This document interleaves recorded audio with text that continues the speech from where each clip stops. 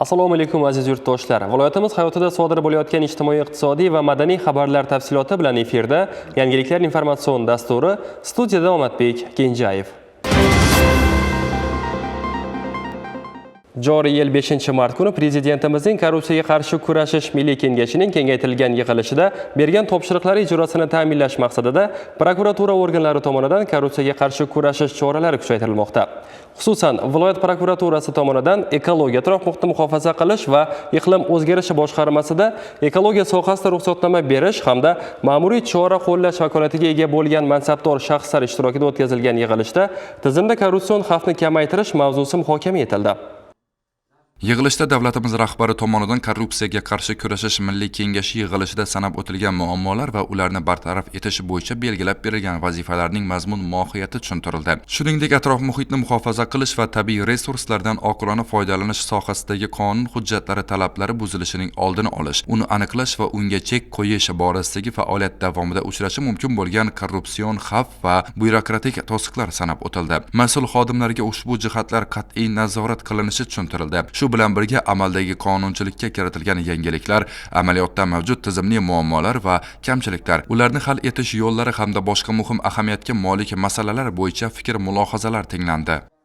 Bugungi kunda bizning ekologiya boshqarmamiz tizimida xodimlarimizni huquqiy bilimini targ'ibot orqali oshirish maqsadida huquq-tartibot idoralari tomonidan yig'ilish o'tkazilib, korrupsiya bu dahshatli illat ekanligini tushuntirib, xodimlarimiz savol-javob qilib, o'ziga tegishli bo'lgan xulosalarni olishdi. Qonunchilikdan bu borada o'zgarishlar kiritib borildi. Jumladan pora berish, pora olish berishda vositachilik qilishda javobgarlik bir xil ekanligi belgilab o'tildi. Yurtboshimiz ta'kidlaganidek, har bir xodim o'zini halollik vaksinasi bilan emlab olsa, ko'p natijalarga erishib, yurtimiz ravnaqi uchun o'z hissasini qo'shgan bo'ladi.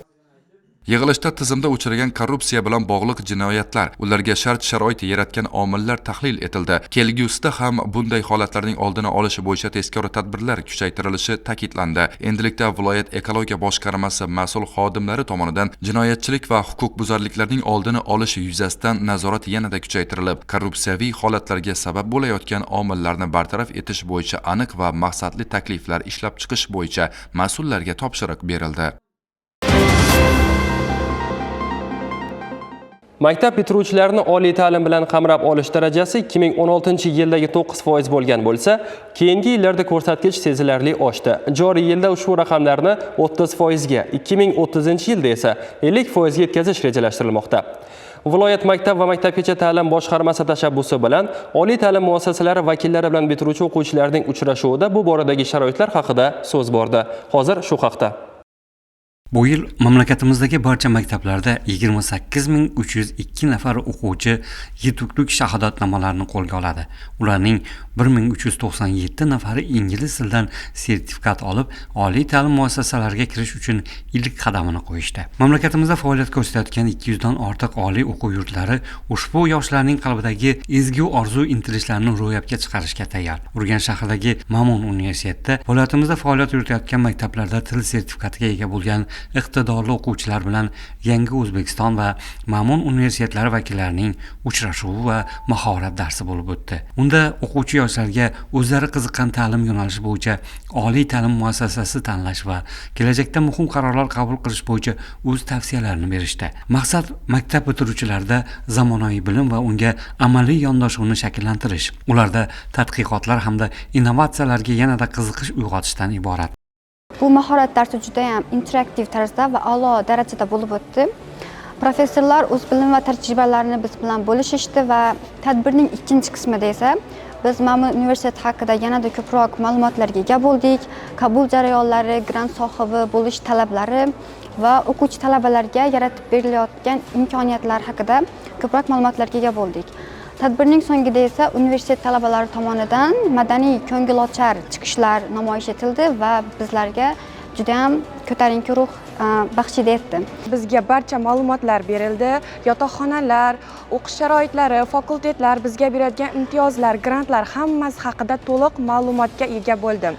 Va men o'zimning 6,5 darajam bilan ham bu yerda o'qiy olishim, chetga keta olishim, katta karyera qura olishim haqida yana bir marotaba ishonch hosil qildim.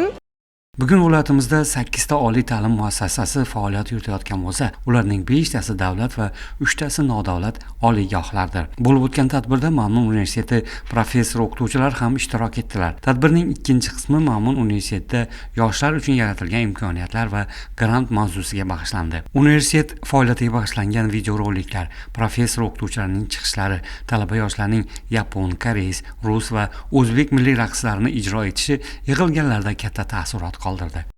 Viloyatimizda mana shu umumiy o'rta ta'lim muassasalarining bitiruvchi o'quvchilari hamda xorijiy til bilish darajalari baland bo'lgan xorijiy til o'qituvchilari va shu bilan birgalikda xorijiy til bilish darajalari bo'yicha qo'llarida asosiy sertifikatlarga ega bo'lgan 11-sinf bitkazuvchilari ishtirokida Ma'mun universitetining yangi kampusida mahorat darslari o'tkazildi. Ushbu mahorat darslarini o'tkazish yoshlarimizga bugungi imkoniyatlar, shart-sharoitlarga yanada bir e'tibor va ularga bo'layotgan imtiyozlar borasida yaqindan tanishishga sabab bo'ladi desak adashmaymiz. Bugun mana mahorat darslari davomida o'quvchilarimizni, ya'ni bitkazuvchilarimizni xorijiy til, ingliz tilida emin, erkin muloqot jarayonini olib borishlari ham tilga bo'lgan e'tiborni qay darajada ekanligini isbotladi desak adashmaymiz. Mana prezidentimiz tomonidan har bir bitiruvchini ikkita tilni bilishi borasida berilayotgan urg'u maktablarimizdagi jarayonda, umumta'lim jarayonida o'zini isbotini topmoqda. Ma'mun universiteti respublikamizdagi xususiy universitetlar ichida birinchilardan bo'lib o'z grantlarini e'lon qilgan edi. Shuningdek, universitetda tashkil etilgan bepul til markazlarida talabalar ingliz, yapon, koreys, turk va boshqa xalqlar tillarini o'rganish imkoniyatiga ega bo'lishmoqda. Xalqaro hamkorlik borasida ham universitet katta yutuqlarni qo'lga kiritmoqda. Jumladan 2+2, 3+1, 1+3 va boshqa shakllarda qo'sh sohalarda mutaxassislar tayyorlashni yo'lga qo'ydi. Shu va boshqa imkoniyatlar til sertifikatiga ega bo'lgan o'quvchi yoshlarga tushuntirildi. Teleradio kanalimizga Qo'shko'pir tumani Qaromon mahallasida yo'l infratuzilmasi bilan bog'liq murojaat kelib tushdi. Murojaatni muxbirimiz joyiga borib o'rganishga harakat qildi. Hozir shu haqda. Murojaat mazmuni Qaromon mahallasini kesib o'tuvchi yo'l infratuzilmasi bilan bog'liq. 17-dekabrdan beri bo'lib kelayotgan shu murojaatim orqali noqonuniy qurilmalar buzildi. Lekin shu o'rtadagi salmoni ko'chirishi har xil tashkilotlarga aytaman. Tashkilotlar bu tashkilotga boring, bu tashkilotga boring. Hattoki shu Shavot tuman fuqarolik sudini ham berdistirdilar. Xat yordi, javob siz dedi, buni dedi, tegishli idora bilan maslahatlashgan holda kengaytiring yo'lni. Bu uyg'onish davrida bu daraxtlarning ko'chirishi qiylashib boradi tobora. Bu ko'chani ham 20 metr yo'lni aslida yenina qaraganda. Bu yo'l 2 metre chiqqandan men shu murojaat etishga majbur bo'ldim. Bu murojaatlarimni bitirib bersalar amaliyotda. Joriy yil 10 fevral sanasida yo'l qurilishi bo'yicha loyiha tasdiqlangan, ya'ni byudjet mablag'i hisobidan yo'lni ta'mirlash rejalashtirilgan. Ammo murojaat egasi yo'lni ta'mirlash bilan birga kengaytirishni ham so'ramoqda. Lekin yo'lning ikkala tomonidagi bog' va tomorqa egalari bu fikriga qarshi. Mahallaga murojaat qildi. Bu murojaati bo'yicha tegishli tashkilotlarga murojaat etdik.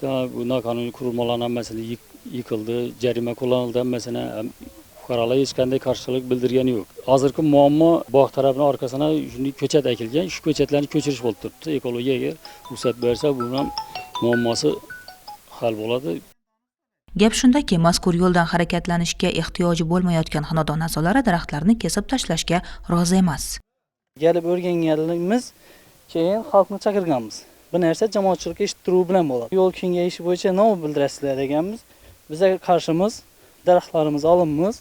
Hech qanday deyimizda ham mevali daraxtlar kam qimmatli daraxt hisoblanadi. Manzarali, qimmatli tut daraxtlari, gujum daraxtlar hozirgi kunda monitoring joriy qilingan. Buni ko'chirish sharti bor, talablari bor. Unda ham jamoatchilikka eshittiruv qilganmiz, unda ham rad javob bergan. Shu sababli bu yana rad javob berganmiz.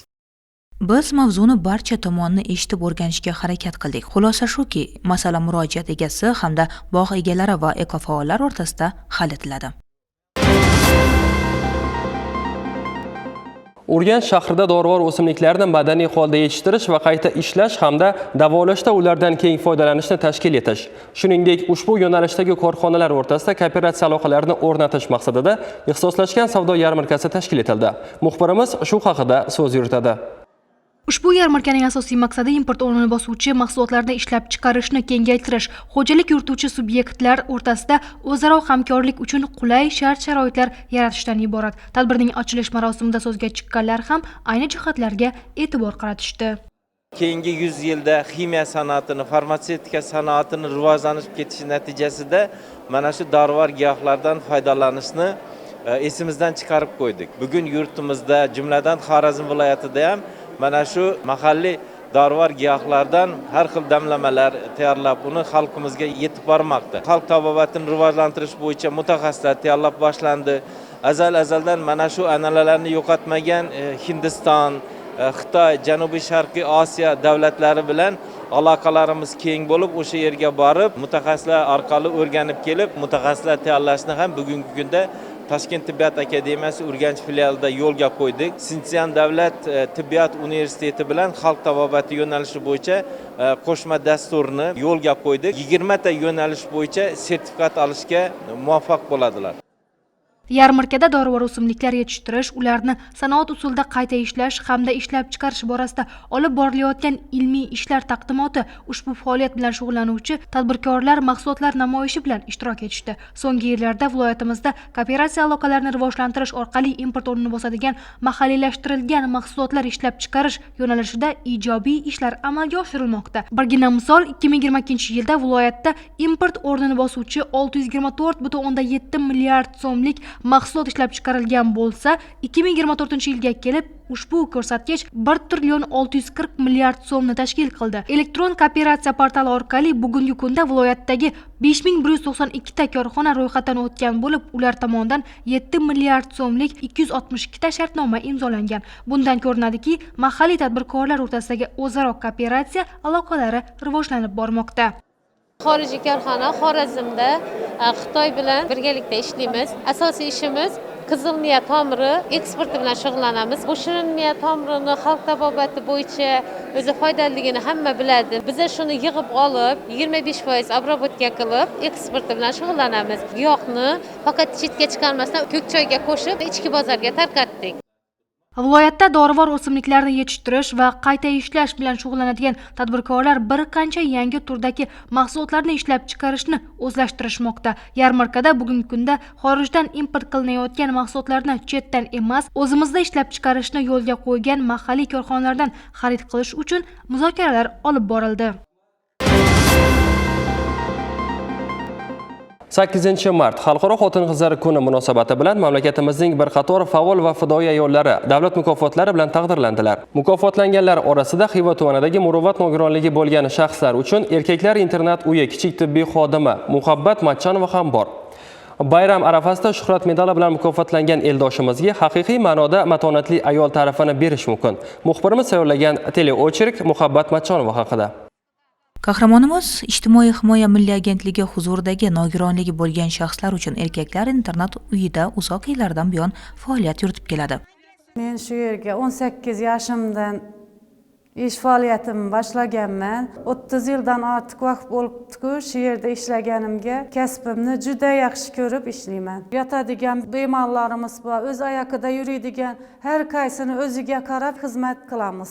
Har bitta bemor bizni kichigi bolamiz, kattasi otamiz deb qabul qilamiz. Ba'zan o'zimizga yaqin insonlarimizga mehr ko'rsatishga yoki vaqtimiz yoki sabrimiz yetmaydi. Lekin Muhabbat opa kasbini chin dildan sevganligi uchun internatdagi insonlarni o'zining akasi, ukasi sifatida qabul qilib, mehr ko'rsatishga harakat qiladi. Men shu medal bilan taqdirlanganimni eshitganimda juda xursand bo'ldim. Oddiy xodimning mehnatlari e'tiborga sazovor bo'ldi. Men shundan juda baxtiyorman. Isha shoshib turamiz. Kasbimizdan faxrlanaman.